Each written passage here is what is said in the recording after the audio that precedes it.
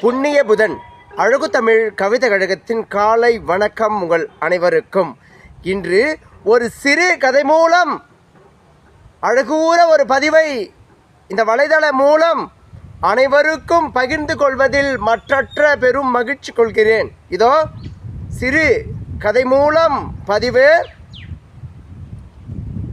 ஒரு அரசன் தன் ஆளும் அனைத்து இடங்களிலும் மக்களின் வாழ்வாதாரங்கள் எப்படி இருக்கின்றது என்று தன் வீட்டில் உள்ள துணைவியாரை அழைத்து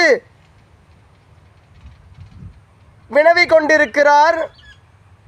அதற்கு அந்த துணைவியார், நீங்கள் பிற தேசம் சென்றுள்ளீர்கள் என ஒரு மாதம் இங்கே இருப்பவர்களிடம் சொல்லிவிட்டு மாறு வேடங்களில், யாவரும் கண்டுபிடித்தாத வேடங்களில் நீங்கள் நம் தேசத்தில் என்ன நிகழ்ந்து கொண்டு இருக்கின்றது என வலம் வந்து பாருங்கள் என தன் துணைவியார் சொல்வதை ஏற்று அவர்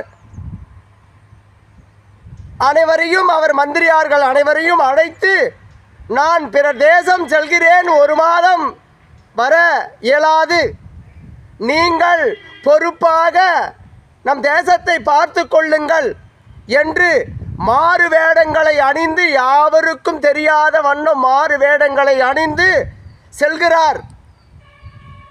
ஒவ்வொரு வீடு வீடாக யாசகம் எடுப்பவரை போல், அம்மா அம்மா ஏதாவது கொடுங்கம்மா, பசிக்குது, இந்த ஆட்சியில் எப்படிமா இருக்குது, மன்னர் கரெக்டாக உங்களுக்கெல்லாம் நலத்திட்டங்களை செய்கிறாரா என்று கேட்க,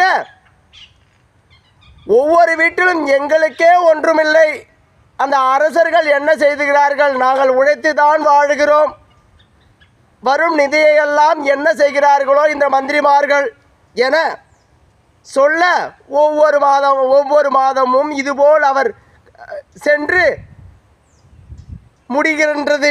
வருகிறார் மீண்டும்.